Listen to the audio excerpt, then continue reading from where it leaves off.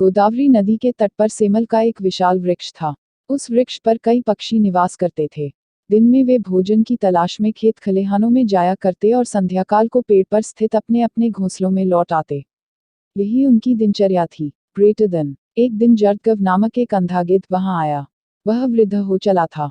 पक्षियों ने दयावश उसे वृक्ष के कोटे में आश्रय दे दिया। पक्षी जब भोजन की तलाश में जाते तो गिद्ध के लिए भी भोजन ले आते थे। बदले में वह उनके बच्चों की देखभाल कर दिया करता था। इस तरह गिद्ध को बिना श्रम आहार प्राप्त हो जाता था और पक्षी भी अपने बच्चों की तरफ से निश्चिंत होकर भोजन की तलाश में दूर दूर तक जा पाते थे। सुख चैन से पक्षियों और गिद्ध के दिन व्यतीत हो रहे थे। एक दिन कहीं से एक बिल्ली उस वन में आ पहुंची। इधर उधर भटकते हुए जब वह उस पेड़ के पास से गुजरी तो उसकी दृष्टि पक्षियों के अंडों और बच्चों पर पड़ी। उसके मुंह में पानी आ गया।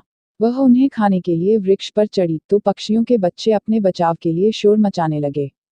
शोर सुनकर गिद्ध कोटर से बाहर निकला और चिल्लाकर बोला, कौन है?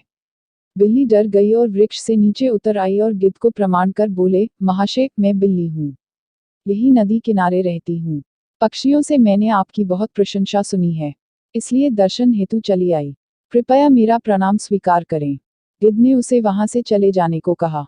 वह जानता था कि बिल्ली पक्षियों के बच्चों के लिए खतरा है। बिल्ली समझ गई कि भले ही गिद्ध अंधा और बूढ़ा क्यों न हो, उसके रहते पक्षियों के अंडों और बच्चों पर हाथ साफ करना असंभव है। वह किसी तरह पानी चिकनी चुपड़ी बातों से उसे विश्वास में लेने का प्रयास करने लगी। वह बोली, महाशय, मैं जानती हूँ कि आपको मुझ पर संदेह है। आपको लगता है कि मैं पक्षियों के बच्चों को अपना आहार बना लूंगी, किंतु विश्वास करें, ऐसा नहीं है। एक दिन एक महात्मा से मिलने के बाद मैंने मांस खाना छोड़ दिया है। मैं पुनर्तः शाकाहारी बन गई हूँ और अपना समय धर्म कर्म की बातों और कार्यों में ही लगाती हूँ। आपकी प्रशंसा सुनकर आपके सानिध्य में कुछ व्यतीत करने का विचार कर आपके पास आई हूँ। कृपया मुझे अपने सानिध्य में रख लें। गिद्ध उसके चिन्नी चुपड़ी बातों में आ गया और उस पर विश्वास कर बैठा। उसने उसे अपने साथ वृक्ष के कोटर रहने की अनुमति दे दी। बिल्ली तो यही चाहती थी।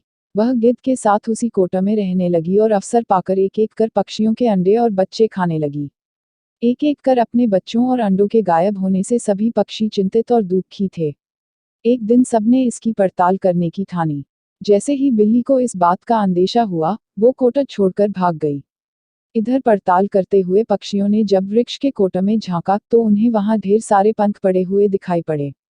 उन्हें लगा कि गिद्ध ने ही उनके बच्चों को खा लिया है।